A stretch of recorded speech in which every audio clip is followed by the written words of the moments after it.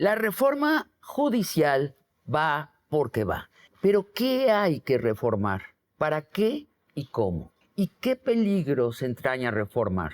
Lo debaten una ministra suprema, Lenia Batres, que apoya la reforma, y Diego Valadez, presidente del Instituto Iberoamericano de Derecho Constitucional, que la objeta así como está presentada. Bienvenidos a un debate de largo aliento.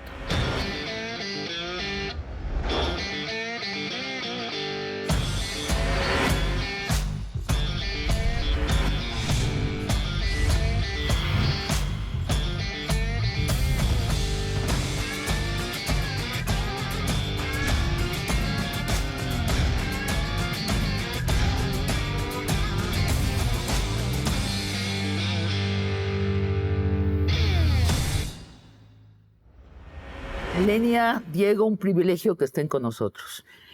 Las reglas de nuestro debate son sencillas. Yo haré una pregunta, daré la palabra a uno de ustedes que tendrá 2 minutos máximo para responder. Sonará una alarma para marcar ese tiempo. Y luego el otro debatiente tendrá 2 minutos para responder. Bienvenidos a Largo Aliento. Mil gracias, Sabina, por el privilegio de estar contigo y con la ministra. Mucho gusto. Empecemos por lo que hay que reformar. Hoy día, si un ciudadano quiere defenderse o tramitar un amparo en el Poder Judicial, teóricamente puede acudir a un defensor gratuito. Dado que no hay suficientes en la realidad, lo más seguro es que tendrá que contratar a un abogado que le cobrará entre 30,000 y 70,000 pesos. ¿Qué obrera o qué campesino o trabajadora doméstica tiene ese dinero? Tal vez por eso las cárceles están llenas de pobres y de cada 10 presos, 6 no han pasado por un juicio y no tienen una sentencia de culpable o inocente, pero están presos. ¿Cómo hacer asequible la justicia a todos los mexicanos? Lenia, 2 minutos. Yo creo que efectivamente cualquier diagnóstico que se haga ahorita del Poder Judicial pasa necesariamente por determinar que es caro institucionalmente y que es caro su acceso, el acceso a la justicia o a las instituciones de justicia. ¿Cómo hacerlas asequibles? Bueno, hay efectivamente un rango muy mínimo de defensores de oficio por población. Nuestro número es de 4 defensores por cada 100,000 habitantes. Tenemos países como El Salvador, Guatemala, Nicaragua, que tienen un número superior. Entonces, efectivamente es muy bajo. Hay que mejorarlo sin duda alguna, pero también hay que mejorar los procedimientos y hay que hacer asequible el derecho. Hay un problema que tenemos culturalmente desde las escuelas de derecho, pero los abogados muy acentuado, que es generar un espacio de comprensión que a veces es muy difícil saltear. Entonces, a veces incluso se habla del abogañol como un lenguaje privativo para la profesión. Entonces, tenemos que mejorar la comunicación, hacer asequible el derecho en sí mismo, pero además pensar que el acceso a los derechos de las personas también atraviesan obligaciones institucionales. Y podríamos, yo creo que la tecnología podría ayudarnos mucho a hacer formatos, formularios electrónicos, incluso para demandas. Actualmente no se reciben demandas vía internet que podrían recibirse. Se reciben, pero se reciben ya firmadas por el particular, ya tramitadas por el abogado. Y es más, se requiere en casi todos los juicios un abogado para poder defenderse una persona. Incluso de todas las materias. Entonces, tendríamos nosotros que abrir esa posibilidad a que las personas mismas se defiendan por sí con formularios muy didácticos. Por ejemplo, tenemos el ejemplo del Instituto de Transparencia, los recursos de revisión. Podríamos copiarlos. Diego. Bueno, coincido con todo lo que ha dicho la ministra y solo haré algunas adiciones complementarias. Nos dice la ministra que tenemos un número de defensores muy bajo con relación al porcentaje de población. O sea, el porcentaje es muy bajo. En jueces se puede decir lo mismo. Tenemos un juez por cada 20,000 habitantes, entre jueces federales y jueces del fuero común. En Costa Rica, para seguir con los ejemplos de Centroamérica, tienen uno por cada 3.500, frente a uno por cada 20.000. Ahora, hay muchas cosas que se pueden hacer en adición a lo que ha dicho la ministra, que comparto, como por ejemplo, diseñar por primera vez en México, que no se ha hecho nunca en nuestra historia en la vida independiente, o sea, traemos un rezago de 2 siglos en esto, es utilizar infraestructura que ya tenemos. Por ejemplo, las comisiones de derechos humanos estatales y la propia Comisión Nacional podrían convertirse en instrumentos de acceso a la justicia, porque no hemos desarrollado políticas eficaces de acceso a la justicia. Y efectivamente el tema de la cultura jurídica es clave.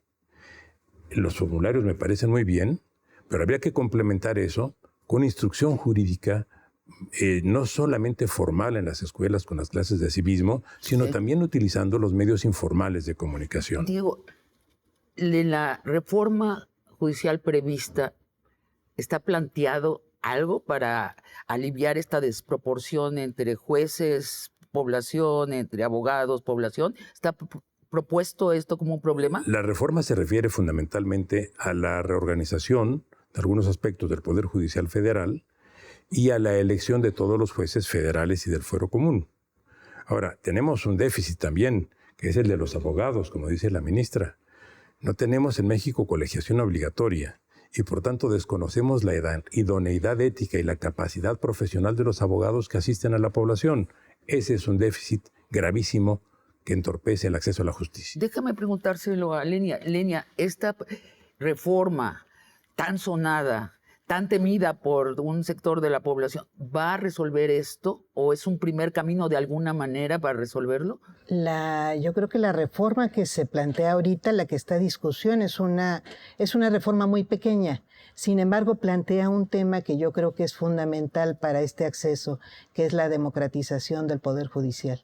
Creo que si no se democratiza es más difícil, como ha sido durante pues, estas muchas décadas, se vuelve más difícil que se tenga esa sensibilidad. No se ha tenido, o sea, eso no ha sucedido. Entonces creo que es un supuesto para que se tenga una sensibilidad y un compromiso con la población, pero algo que es todavía más importante, que es convertir al juez en un servidor público. Pareciera que no lo es. Es un funcionario de jerarquía más que un servidor público. Entonces sí tenemos, por eso creo que sí es preciso la democratización como condición para que sea posible hacer accesible la justicia a la población. Se habla además de un segundo nivel de reformas y yo creo que ese nivel tiene que ir absolutamente concentrado. O sea, posterior a esa primera. Sigamos adelante hasta llegar a qué plantea la reforma. Yo me desvié. Cito a Jesús Lemus de su investigación sobre el Poder Judicial.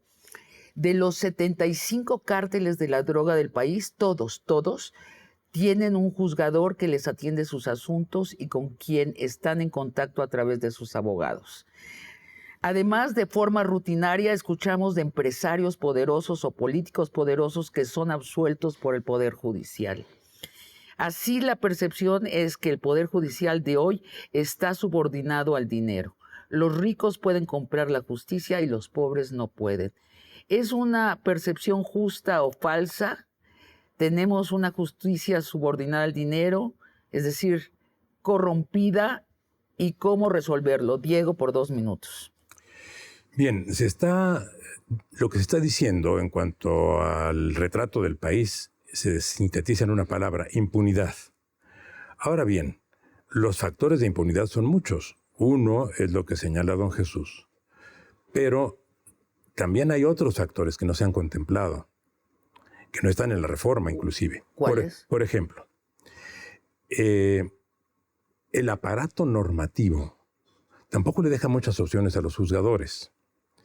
Cuando en la Constitución tenemos un precepto que nos dice que toda prueba obtenida ilegalmente es nula, ¿qué ocurre? ¿Qué puede hacer un juzgador a quien se le presentan pruebas, se le presentan personas, se formulan cargos y en algún momento el acusado dice: todas estas pruebas fueron obtenidas ilegalmente porque entraron al espacio donde estaban estos instrumentos como droga, dinero, armas, inclusive cadáveres. Eso abunda, ¿no? Pero se entró ilegalmente. Sí. Y entonces lo que la Constitución hace es convertir en inocente al culpable. Por supuesto hay que castigar a quien obtiene pruebas ilegales, pero la obtención de la prueba ilegal genera una responsabilidad para quien lo hizo, pero no la nulidad de la prueba que solamente favorece al delincuente. Entonces hay que cambiar eso. Por supuesto. Y se podría cambiar pronto. Bueno, yo he venido insistiendo en esto desde hace años, lo he comentado con muchísimas personas con responsabilidades públicas en este gobierno y por lo menos en los 3 o 4 anteriores. Por la reforma, bueno, no tanto, porque la reforma es de 2011, pero de 2011 a la fecha he venido señalando este problema.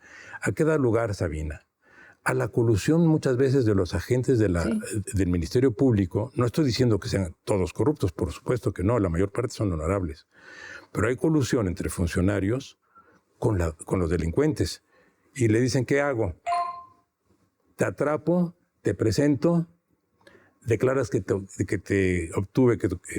entré a tu domicilio de manera ilegal y sales libre. Sí. Lenia, ¿qué tan corrompida está nuestra justicia? Pues yo creo que voy a entrar primero al tema del clasismo de la justicia. Yo creo que hay un sesgo clasista que se da por 2 vías. Una, por una costumbre, por el poco acceso que tiene la gente a abogados, efectivamente son caros, y eso hace nugatorio que muchísimas controversias sociales se diriman en los tribunales, ese es un hecho. Pero además, efectivamente, durante muchos años hubo muchos trucos para girar el turno a favor del litigante. Entonces los litigantes presentaban demandas en muchos juzgados, las presentaban incompleta para que lo previnieran y solamente contestaban con el juez que querían quedarse. Y entonces ahí seguía su juicio. Ya ahora me dicen que eso no es posible. Hasta hace muy poco sucedía esto. Tenemos instancias como la propia Suprema Corte donde no tenemos una asignación aleatoria de casos. La presidencia decide a qué ministro le turna y entonces yo hasta el día de hoy no he entendido cuál es la lógica de esos turnos, pero tengo más de 100 acciones de inconstitucionalidad que se refieren a copias fotostáticas. Bueno, me voy a dedicar buena parte de mi trabajo a resolver la inconstitucionalidad del costo de las copias fotostáticas. Pero esto sucede mucho también a nivel de tribunales colegiados. Me dicen que a nivel de juzgados de distrito ya no. Pero ha sucedido. Y era parte de la colusión histórica que había, no solamente con grupos del crimen organizado, sino con despachos específicos. Sí. Y hay otra forma también de sesgo clasista que sucede, que tiene que ver con el tipo de temas que finalmente terminan teniendo aceptación con los jueces y con los ministros. La percepción a nivel de a ras de suelo es que los ricos tienen sus juzgadores y entre los ricos los cárteles, pero también los grandes empresarios. ¿Es cierta la percepción? ¿Nos está engañando la prensa? ¿O más bien nos está engañando el Poder Judicial al decir que no es el caso, Diego? Por supuesto, la ministra tiene razón. La justicia mexicana es una justicia muy clasista. Sí. Y así lo ha sido siempre por un mal diseño institucional. ¿Pero por un mal diseño institucional o por tráfico de influencias y tráfico de dinero? Bueno, el mal diseño institucional genera muchos problemas posteriores, pero te voy a explicar el mal diseño. En el siglo XIX, cuando se configuró el juicio de amparo, y se estableció que todas las resoluciones de los tribunales locales serían impugnables por la vía del amparo, que es lo que se llama amparo directo o amparo judicial. ¿Qué se hizo? Se estableció una selectividad en cuanto a la capacidad del justiciable para poder acceder a la justicia federal. Esto es, una persona es objeto de un litigio, pensemos civil, ni siquiera penal, en cualquier estado, en Nayarit. El que pierde, si tiene los recursos litigiosos a su alcance, puede venir a la justicia federal. Pero si no los tiene, entonces queda a expensas de lo que se resolvió. ¿Y por qué se hizo esto? Porque había un sistema llamado caciquil en el país. Y lamentablemente, Sabina, los cacicazgos subsisten en México. Pero ¿quieres decir, es un problema de diseño? Yo te pregunto, Lenia, ¿o es un problema de compra de justicia? Pues son las dos cosas. Son las dos cosas. Yo creo que una sí. Permite la otra. Pues una es muy antigua y no ha habido tampoco mucho interés institucional en corregirlo. Pero tenemos además que también hay un sesgo ideológico. Si al sesgo institucional le sumamos el sesgo ideológico, entonces termina sucediendo lo que tenemos actualmente. Entonces yo hice un ejercicio muy rápido de análisis del contenido de las tesis aisladas y jurisprudenciales. Encontré más de 258,000 vigentes, de las cuales 11,399 sobre impuestos, 1,387 derecho a la propiedad, 891 competencia económica, que incluso lo consideran derecho humano, que solamente en México sucede eso. Y luego, en contraste, tenemos 195 sobre derecho a la salud, 70 derecho a la educación, 30 vivienda, 13 sobre derecho al agua. O sea, entonces, el Poder Judicial ve está hacia el mirando dinero los problemas fiscales. y no hacia la gente. Se comenta que llegó a atender 80% de sus temas, eran temas fiscales. Es decir, la solución de si permitía o no permitía el pago de impuestos, porque finalmente lo que se impugna es el pago de impuestos. Esa era su ocupación. ¿Quién impugna eso en nuestro país? ¿Quién paga IVA? No.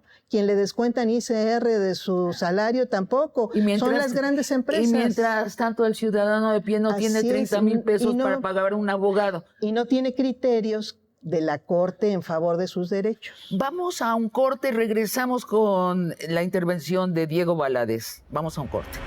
¿El Poder Judicial se ha vuelto la resistencia a reformar al país? Lo que hace el Poder Judicial es cambiar sus criterios jurídicos, entre comillas, porque desde entonces está invalidando 75% más leyes que antes, por una razón que es además totalmente formalista, que no tenía, la exacerbó, que le llama faltas al proceso legislativo, la exacerbó y está invalidando 600% más por esa razón. Entonces la reforma eléctrica también la rechazó, Reforma ¿cierto? eléctrica, reforma a la Ley General de Comunicación Social, reforma electoral.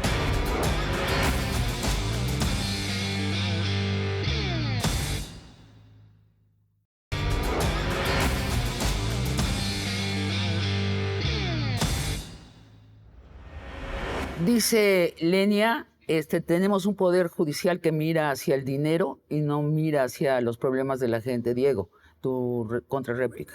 Bueno, pues lamento no poder replicar porque estoy de acuerdo. Tiene razón la ministra, pero lo planteo otra vez en términos estructurales. ¿Algún causante tiene posibilidad de que le declaran inconstitucional su impuesto en Francia o en Estados Unidos o en Japón? Por supuesto que no, o en Inglaterra o en Alemania. Eso nada más lo tenemos nosotros. ¿Ah, sí? Sí. O sea, ¿es una justicia construida para el beneplácito de los ricos? Por supuesto. Bueno. Eso está, así está nuestra norma. Esto lo permite nuestra propia estructura. Tenemos dos modalidades del amparo que están totalmente rezagadas y que operan en contra del desarrollo institucional y social del país, que es el amparo administrativo, que ha dado lugar a muchos problemas, ministra, y usted lo sabe mucho mejor que yo, y el amparo fiscal. Ahora, efectivamente hay que establecer formas de defensa del administrado y formas de defensa del tributario frente a la autoridad, pero no en los términos que se llevan en este momento, no en los términos de declarar inconstitucional un impuesto, por ejemplo. Los impuestos se debaten públicamente en todas las democracias, menos en México. O sea, son temas de campaña electoral, sí, para el Congreso, para los jefes, para las jefaturas de gobierno, porque se debaten ante el pueblo. En México, ¿no? O sea, otro rubro que hay que reformar. En México, por ejemplo, no podemos ni siquiera pensar en una reforma fiscal porque sabemos que todos se van a amparar. Es muy curioso porque estamos acumulando cosas que se tienen que hacer. Así es. Yo entro al último término de las condiciones para esta reforma. Sin embargo, lo que desató la intención de reformar al Poder Judicial fue su rechazo de varias reformas del presidente López Obrador, varias reformas que la izquierda consideró beneficiosas. El Poder Judicial se ha vuelto la encarnación del conservadurismo. Casi le quito las preguntas. Yo creo que sí, el poder mediático y el Poder Judicial, este sexenio se convirtieron las citadelas del conservadurismo. Se politizó el Poder Judicial. El Poder Judicial se ha vuelto la resistencia a reformar al país. Lenia. Yo creo que sí. Si así de directa es la pregunta. Sucedió que hay una transformación del Poder Judicial. Yo creo que el Poder Judicial siempre ha sido un poder político y lo debe ser porque finalmente es uno de los 3 poderes de la Unión y tiene, entre otras, la responsabilidad de dirimir pues, los conflictos que son los que ocasionan en muchos momentos falta de armonía social. Entonces, es responsable del Estado también en la situación de nuestra sociedad. Sin embargo, no pasó un filtro muy importante que era este.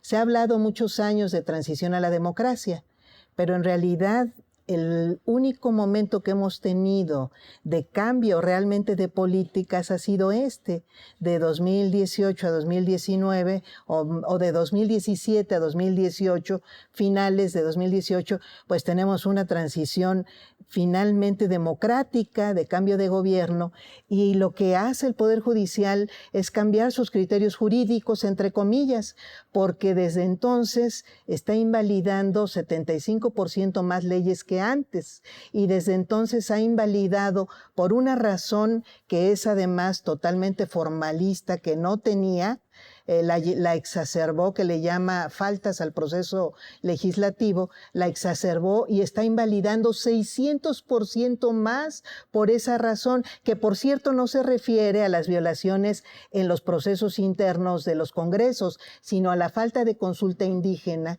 a la falta de consulta para personas con discapacidad y a un invento que se hizo la Corte de lo que llama democracia deliberativa. Entonces, por falta a las reglas o por violaciones a las reglas de la democracia deliberativa que estableció la propia Corte en una jurisprudencia, está invalidando leyes. Entonces la reforma eléctrica también la rechazó, Reforma ¿cierto? Eléctrica, reforma a la Ley General de Comunicación Social, reforma electoral, bueno, dentro de las más importantes, y tenemos en la fila... Para aterrizarlo claramente, Lenia, tú dices sí se volvió en la encarnación de la resistencia a las reformas de este país, ¿sí? Hay una respuesta política, porque ese cambio de criterio jurídico no es técnico, es absolutamente politizado. Diego. Bueno, yo no le atribuiría al Poder Judicial el calificativo de conservador. Bueno, hay muy buenas pruebas que justamente abonan en el sentido inverso. Si en México es posible que haya aborto, es gracias al Poder Judicial. Si es posible que haya matrimonio entre parejas del mismo sexo y que las parejas del mismo sexo puedan adoptar, es gracias al Poder Judicial. Sí. Eso no se puede, bajo ningún concepto, ¿Pero caracterizar qué opinas como... de todos estos rechazos a las reformas habría que de la entrar izquierda? a determinar, con la mayor objetividad posible, si es que alguna reforma realmente contraviene a la Constitución. Por ejemplo, cuando se dice que la Guardia Nacional pasa a la Secretaría de la Defensa, cuando la Constitución expresamente dice que depende de la Secretaría de Seguridad Pública, pues ¿qué opción tiene un juzgador sino decir, esto es lo que dice la Constitución? Si no lo quieren así, cámbienlo. Pero mientras la Constitución diga eso, yo no puedo decir otra cosa. Ahora, aquí hay un problema de diseño también. Tal como está estructurado el sistema de impugnación, evidentemente va a generar este tipo de problemas. Por eso, en algunos sistemas, lo que se ha adoptado es el control previo de constitucionalidad. Y entonces el Poder Legislativo dice, tengo esto para aprobar.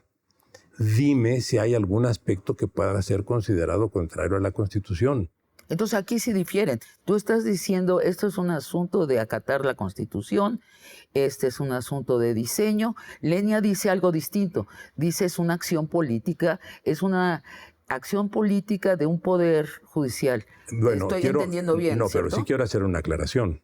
Eso no significa, y yo también lo he dicho públicamente, que no se hayan cometido excesos por parte del Poder Judicial. Acabamos de ver uno. Un juez de distrito le da una orden al Tribunal Electoral en el sentido de que tiene que convocar e integrar de inmediato a 2 decanos. Bueno, ni siquiera advierte que no puede haber 2 decanos. Siempre uno es más antiguo que el otro, vaya, Pero dices, ese es un error técnico. Pero para entenderte bien, dices es excepcional. No es cierto que se politizó. No he dicho que no se haya politizado. Okay. No, todo acto del Estado, llámese como se llame, es un acto político. Bueno, sí. Eso no es cuestionable. Bueno, sí, pero la pregunta es si se detuvo, por ejemplo, la reforma eléctrica porque hay una inclinación hacia el neoliberalismo y se está en contra del estatismo que propone la izquierda ahora. Allí lo que detonó el conflicto fue que un juez federal determinó la suspensión con efectos generales con motivo de un amparo. La suspensión con efectos generales no la puede decretar un juez bajo ninguna circunstancia. Esa es una atribución exclusiva de los ministros. ¿No la debió haber parado? Por supuesto que no, pero fue ampliamente aplaudido. Y claro que generó... Bueno, entonces se politizó en el sentido lato de... En el mal sentido. En el mal sentido, sí, exacto. Por supuesto. O sea, sí, hay que reconocer que hay casos como estos. Pero, por otra parte, hay que examinar muchas decisiones. Por ejemplo, la reforma electoral. Sí. Se dijo, si no entra por la vía legal, vamos a impulsarla por la vía constitucional. ¿Qué se estaba diciendo? Pues que había dudas en cuanto a que cupiera, que fuera pertinente la reforma electoral por la vía estrictamente de las leyes ordinarias, y que si no funcionaba por ahí había que llevarla a la Constitución. Se llevó a la Constitución y luego resultó que no se tuvo la mayoría constitucional en el Congreso. ¿Qué significa? Que cuando fue impugnada la legislación electoral, ya se sabía que no era constitucional. O sea, hay muchos problemas de tensión que son los que tenemos que resolver, y yo creo que vienen buenos momentos para el país que permitirán un diálogo democrático como el que la ministra decía. Sin embargo, Diego, tú encabezaste un documento, lo encabezaste con tu prestigio, en que objetabas la reforma al Poder Judicial. ¿Por qué la objetas? Bueno, y sí, en los términos en que está presentada, ¿por qué la objetas? Por varias razones.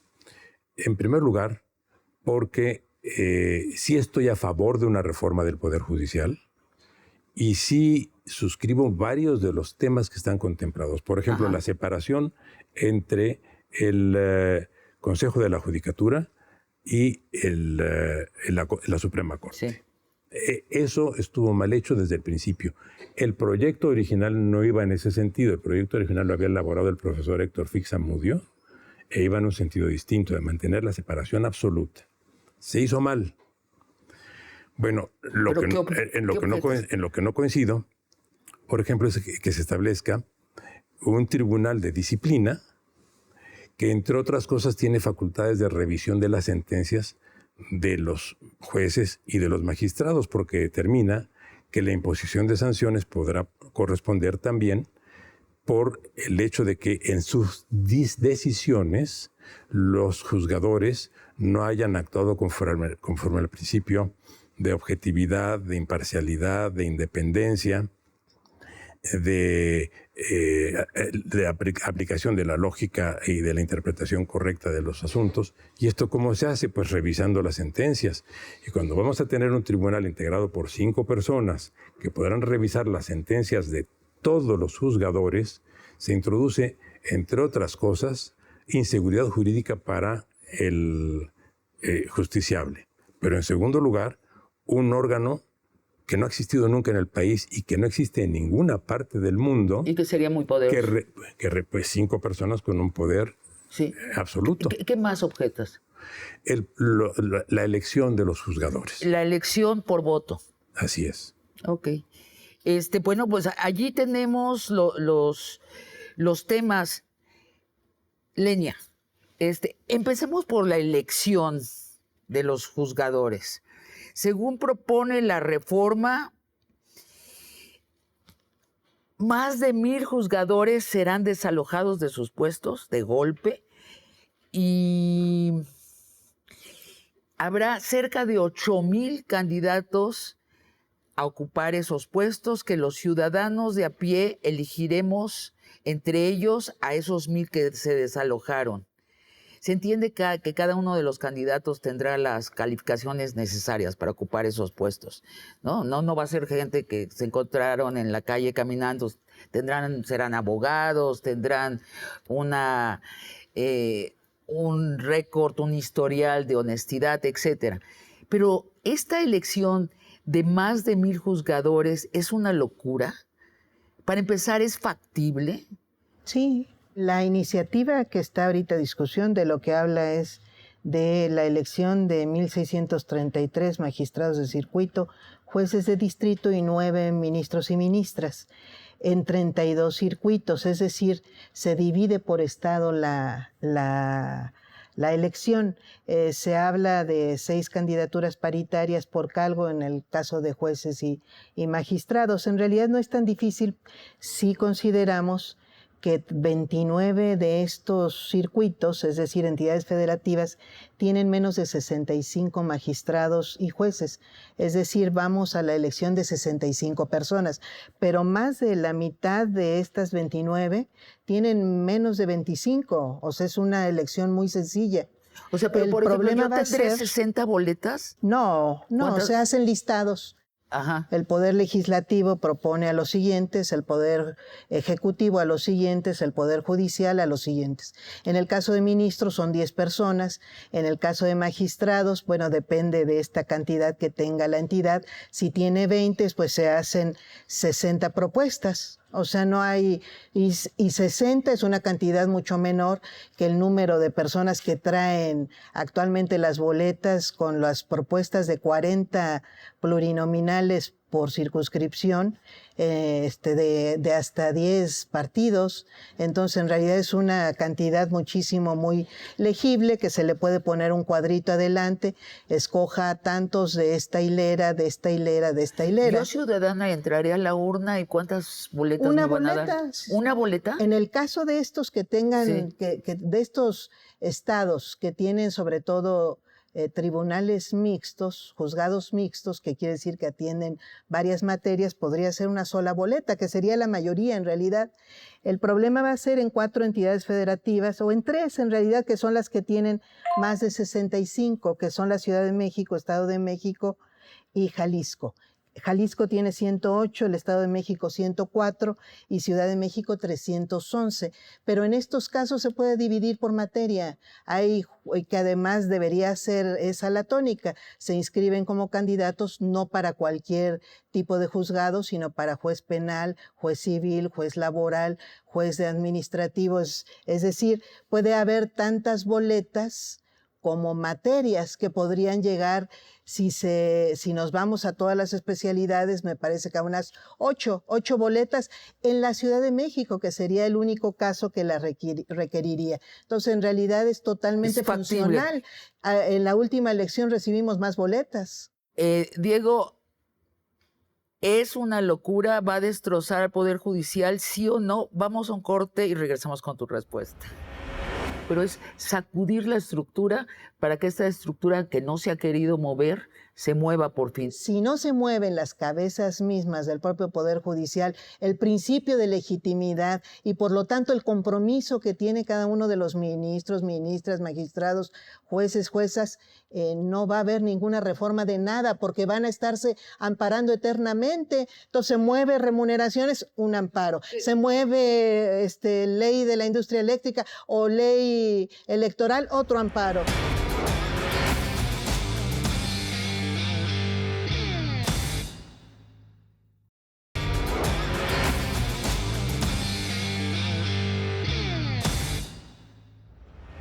Diego, ¿es una locura que los ciudadanos elijamos a los juzgadores?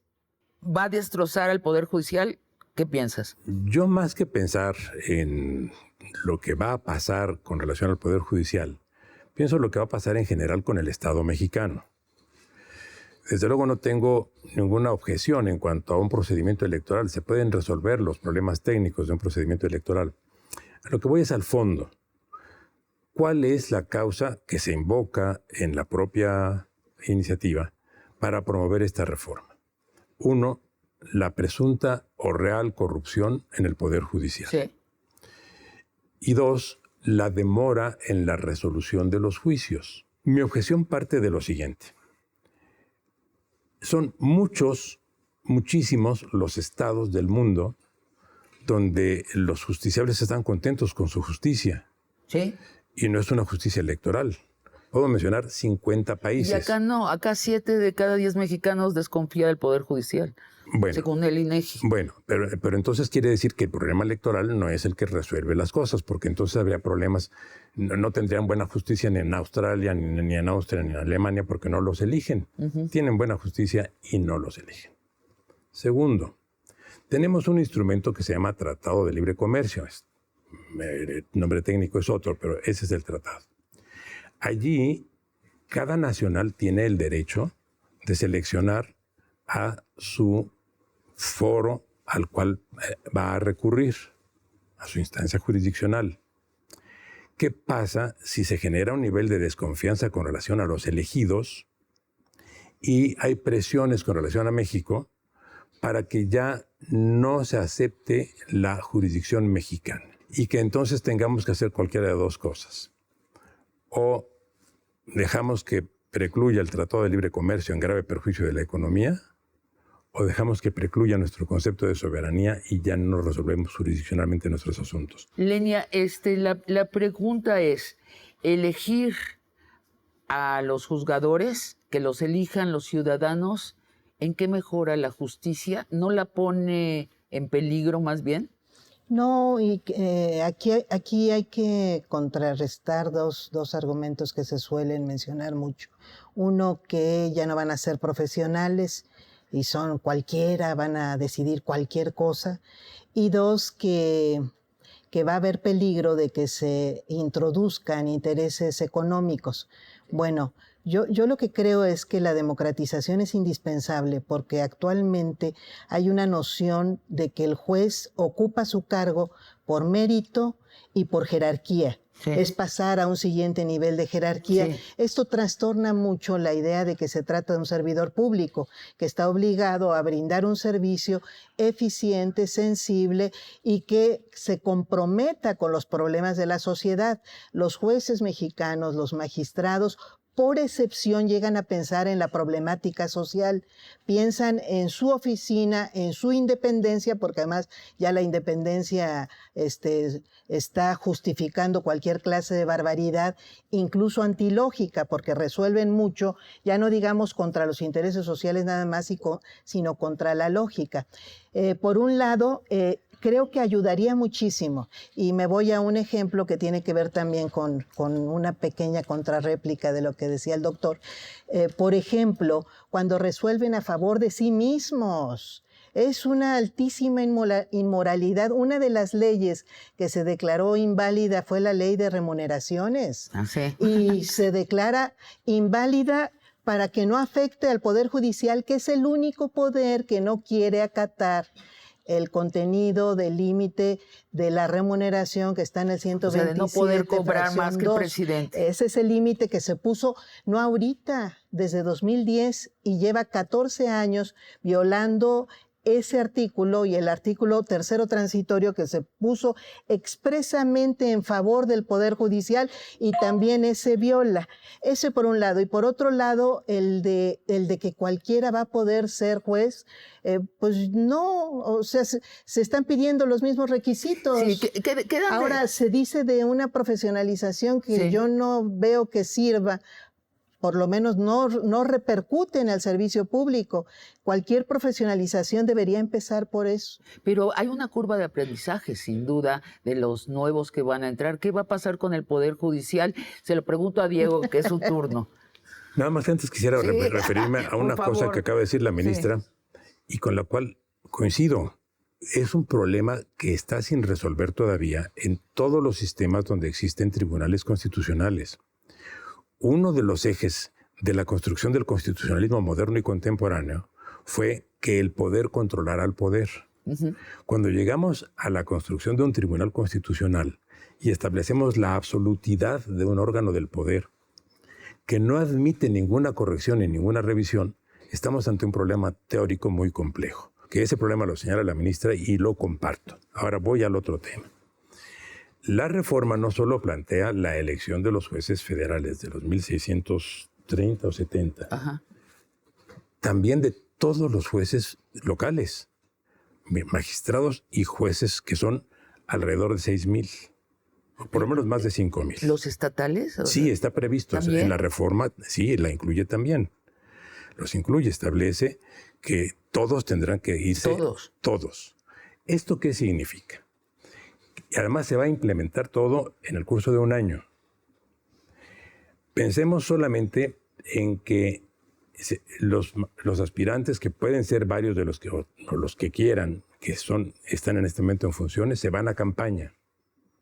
En el momento que se van a campaña, no sé qué pase con los negocios y asuntos que estén tratando.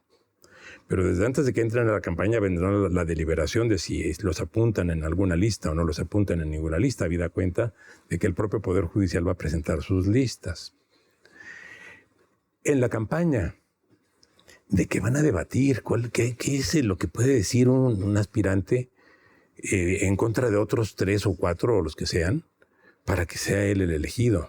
Pero además, la elección se da en el mismo momento de la elección federal. Y es evidente que si hay la lista del presidente, la lista del Congreso y la lista de un poder muy desprestigiado, pues la lista de ese poder desprestigiado evidentemente no va a recibir votos. ¿Y qué tan grave sería en tu imaginación estos problemas? ¿Encarnaría en un caos? ¿O de qué tamaño ves el problema de la implementación? Mira, Sabina, yo he formulado estas objeciones y otras más, sí, pero espero estar muy equivocado. Sí. Porque ya el Congreso dijo, esto va. Sí. Y tienen los números, Sí. Entonces se va a aplicar. Mi gran preocupación es que si esto no funciona, o sea, que si tengo razón y no funciona, quien lo va a pagar va a ser el país al completo, pero muy particularmente un gobierno que estará recién entrado. ¿Línea? Yo todo lo Sí. que he propuesto, es que tomen un poco más de tiempo. Eso es todo. ¿Escuchas? Sí. Se piensa, efectivamente hay dos mandatos que se envían a los estados, a los congresos de los estados, para que legislen sobre la votación de jueces y magistrados, por un lado, y la separación de sus consejos de la judicatura. No se le pone término para esas elecciones. Ellos, en libertad configurativa, tendrán que establecer cómo se hará, en cuánto tiempo, qué requisitos, todo eso lo diseñarán ellos libremente. Me gasté con la cabeza cuando Diego habló de que se va a implementar en menos de un año. La federal. La federal. La federal, sí. Ahora, yo no le veo problema justamente porque es muy operativa. Se pensaría en el voto. Yo incluso he estado proponiendo que se piense en principio como un proceso de ratificación, es decir, que primero se pregunte, ¿estás de acuerdo con que se quede el juez fulano o los fulanos, las siguientes personas, los siguientes jueces o sus magistrados? Honorables fulanos. Y si no se está de acuerdo, ¿quién de los siguientes candidatos está proponiéndose? Con la idea de que sea al mismo tiempo una ratificación en primer lugar y una votación en segundo lugar. Eso nos da una posibilidad para validar pues a quien está haciendo bien su trabajo, que no tiene ninguna objeción, por un lado, nada más modificar a quienes pensamos que no deben cumplir, porque sabemos de algo que han resuelto de manera por demás contra la lógica, contra el derecho o contra el sentido común, que también sabemos muchos casos de jueces que eso hacen. Lenia, discúlpame, tomándote de tu tiempo, hemos hablado de que hay ciertamente corrupción en el Poder Judicial y esto es histórico. Yo no creo que tuvimos una época de oro donde no existió, se demora la justicia en México, que es clasista, que cuesta dinero. ¿Va a resolver esta reforma que consiste en ir a votar a los juzgadores? ¿Va a resolver esos problemas? Yo creo que es una puerta para la reforma, O sea, ¿es para un una primer reforma paso? más completa. ¿Y quién hace el resto de la reforma? Pues tiene que plantearlo el propio Poder Judicial junto con el Poder Legislativo. El Poder Legislativo en los foros que está realizando plantea todos estos temas. No plantea nada más la reforma, plantea ministerios públicos, plantea justicia cotidiana, plantea justicia en los estados. Es decir, problematizó como esa siguiente fase de lo que podría ser la siguiente reforma, que no sería constitucional, o en principio O sea, no lo es. Es como sacudir un árbol y que se caigan todas las manzanas y que vuelva a... Tal vez mi ejemplo no es bueno, pero es sacudir la estructura para que esta estructura que no se ha querido mover se mueva por fin. Es lo que entiendo de lo que estás diciendo. Y yo parto de un supuesto que además veo clarísimo todos los días. Si no se mueve Si no se sacude. Si no se mueven las cabezas mismas del propio Poder Judicial, el principio de legitimidad y por lo tanto el compromiso que tiene cada uno de los ministros, ministras, magistrados, jueces, juezas, no va a haber ninguna reforma de nada porque van a estarse amparando eternamente. Entonces se mueve remuneraciones, un amparo. Se mueve ley de la industria eléctrica o ley electoral, otro amparo. O sea, y amparos de estos excedidos o invalidaciones fáciles por proceso legislativo, podemos invalidar absolutamente todo. No necesita comprobarse que de fondo hay un contenido inconstitucional. Ese es el enorme problema. Entonces, si no se mueve para que un conjunto de personas juzgadoras respete la democracia de nuestro país, no lo que diga ningún funcionario o funcionaria, sino la democracia, el principio democrático. Si no lo respeta, no se va a mover el Poder Judicial. ¿No es una venganza de López Obrador esto al Poder Judicial? Pues yo no creo que la necesite, pues él se va muy tranquilo a descansar y escribir, eso nos ha contado. Diego, es una venganza de López Obrador contra el Poder Judicial. Y la otra pregunta, si no se sacude este Poder Judicial que se autoprotege y está opaco y blindado, ¿puede algo cambiar algún día? Yo no lo veo como una venganza del presidente, más bien es una forma de ver el problema. Desde mi punto de vista es una forma que no resuelve el problema, sino que crea otros problemas. No lo digo en sentido desafiante ni crítico para el presidente, estoy muy respetuoso de las instituciones, pero lo diré en otros términos. México carece de política en materia de justicia, por lo menos desde 1917. ¿Por qué por lo menos desde 1917? Porque en 17 la Constitución excluyó la Secretaría de Educación y la Secretaría de Justicia. En 1921 se restableció la de Educación. Nunca se ha planteado la de Justicia. No tenemos un órgano del Estado que defina la política, que nos diga cuántos jueces debe haber, que nos estudie cuánto duran los juicios. No sabemos cuánto dura un juicio en Tlaxcala o uno en Nayarit en materia familiar, en materia arrendataria. Pero, ¿algo evolucionaría en el Poder Judicial si no hay una sacudida de este tamaño? Bueno, el tema de la sacudida es también un problema que hemos visto de personalidades. Porque cuando había una personalidad en la presidencia de la Corte afín a la presidencia de la República, no se planteaban las cosas como se plantean ahora. Saldívar. En cambio, y se ha descalificado, además, hacia el completo, diciendo que todos son corruptos. Sí. A ver, aquí yo me hago una pregunta como ciudadano y como abogado. Si se dice que todos son corruptos, quiere decir que hay alguna prueba. Y si hay alguna prueba y no se procede, entonces hay un encubrimiento. Ahora, si no hay ninguna prueba y se les dice corruptos, entonces hay un exceso verbal. De manera que cuando se habla de esa corrupción generalizada, pero no se da ninguna prueba de uno, o de dos, o de tres, cuando se le imputa a 1,600, pero por ejemplo, pues entonces yo tengo derecho a... Un ministro tenía encajonado me voy a equivocar en las palabras judiciales, así que voy a buscar otras. La premura de que Salinas Pliego pagara sus impuestos. Lo tenía en un cajón. ¿Cómo es posible? Tenemos que creer los ciudadanos que somos muy bien intencionados, pero no somos tontos, que esto fue una distracción de ese ministro. tenemos todo el tiempo, eso es lo que vemos los ciudadanos de pie, o que de pronto la esposa de García Luna le descongelan sus cuentas cuando es público y notorio que era su cómplice, etcétera. Cada semana nos enteramos con escándalo de asuntos que nos parecen injustos. No me atrevo a calificar ni a, digamos, opinar acerca de casos concretos. Sí. Todo lo que digo es que si hay pruebas, Sí. como siempre se dice, de la corrupción de alguien y no se hacen valer ante la autoridad, hay un encubrimiento. Sí. Y si se le atribuye corrupción sin pruebas, entonces hay pues un acto de difamación. Yo creo que hemos llegado lamentablemente a una exacerbación de los ánimos. Sí.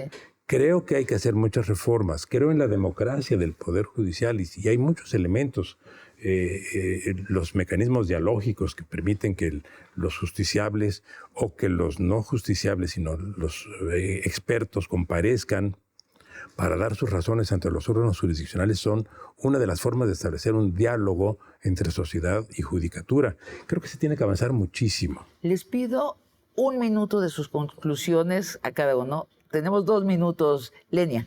Creo que tenemos un diagnóstico terrible del Poder Judicial. Es caro, es inentendible, es clasista, tiene un sesgo racista, misógino y clasista muy acentuado y tenemos que corregirlo porque además es ineficaz. Los ciudadanos sentimos a veces incluso humillación por la falta de interés de las personas juzgadoras en nuestros asuntos. Hay que transformarlo. Yo creo que hay que transformarlo para que atienda a intereses públicos, intereses sociales, para que las y los juzgadores pues sean personas preocupadas por la realidad, por cada uno de sus casos, por la realidad de la persona humana que se presenta. No son ecuaciones, son personas de las que a veces depende su futuro, de sus poquitos o muchos bienes, de su familia, de su vida, de su trabajo, de su pensión. Entonces la gente espera jueces honrados, que respeten el erario público y que tengan vocación de servicio. Ese es el reto y es muy grande. Gracias, Lenia. Diego, 1 minuto.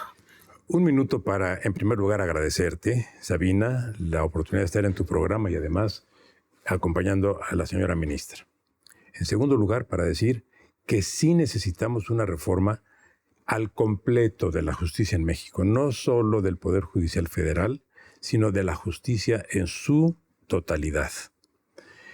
Y en tercer término, decir que si en la próxima legislatura dispone de la mayoría constitucional para hacer la reforma, que no se precipite, que los legisladores tengan conciencia de que estamos entrando a procesos muy complicados y que una reforma de este calado, si se aprueba en un mes o se aprueba en varios meses, no pierde nada. Como ya dije, espero equivocarme en cuanto a mis predicciones, pero si no me equivoco, el daño para el país y el daño para el próximo gobierno puede ser muy severo. Pues ahí está. Les agradezco muchísimo su claridad, su civilidad ejemplar. Y a ustedes, privilegio, amigos y amigas, los espero el próximo jueves para otra conversación de largo aliento.